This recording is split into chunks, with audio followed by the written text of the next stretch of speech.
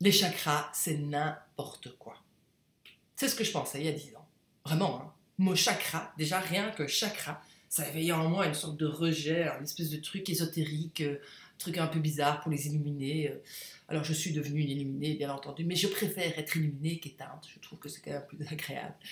Et donc c'est vraiment un rejet que j'avais par rapport à ça, parce que ça me paraissait bizarre, parce que j'avais été éduquée comme ça, parce que pour moi, j'en avais presque peur. J'avais vraiment cette impression de ne pas vouloir aller toucher quelque chose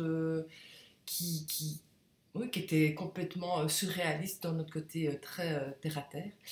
Et donc, c'est une amie qui, à l'époque, n'était pas en très bonne forme et qui voilà, aller voir plein de thérapeutes différents.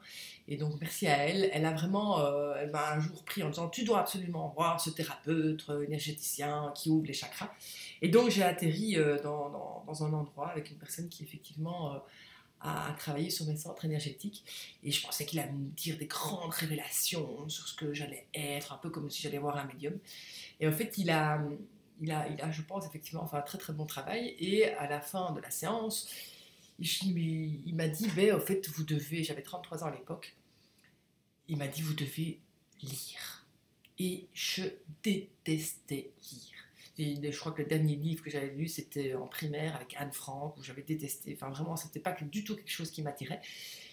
Et je me suis mise à lire. Et donc, j'ai commencé à lire, ben, évidemment, par rapport au chakra, par rapport au fréquences vibratoires, par rapport à la méditation, par rapport un peu à plein de choses qui commençait à m'intéresser, et j'ai vraiment ouvert petit à petit tout ce champ de conscience comme une espèce de porte de révélation que j'ouvrais au fur et à mesure.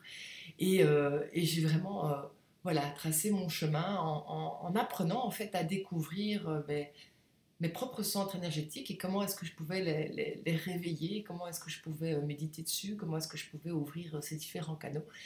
Et donc voilà, j'ai envie de vous partager ce savoir de 10 ans et voilà, vous pouvez télécharger une e-book ici qui était un e-book justement fait de. Moi, c'est ce qui m'avait aidé à l'époque, c'était d'avoir des grandes couleurs, des mots assez simples, justement, pas rentrer dans un espèce d'historique, mais vraiment le terre à terre avec comment est-ce qu'on peut activer tout ça aujourd'hui et comment en fait on peut amener cet enseignement dans notre vie quotidienne parce qu'on est des chakras, on en a tous.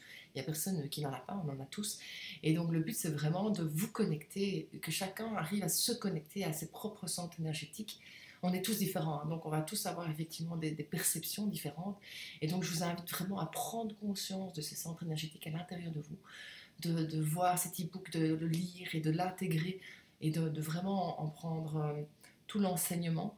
Et alors je vous invite aussi à regarder, je vous propose vraiment pendant 7 jours, une vidéo par jour, une vidéo par chakra pour vous comprendre où est-ce que ça se situe, comment est-ce qu'on peut rentrer en contact, quels sont les blocages, comment est-ce qu'on peut les ouvrir. Enfin voilà, tout un enseignement qui va vous permettre justement de vous familiariser avec vos centres énergétiques et vous permettre de les intégrer dans votre vie quotidienne. Alors merci infiniment de votre confiance. Au revoir.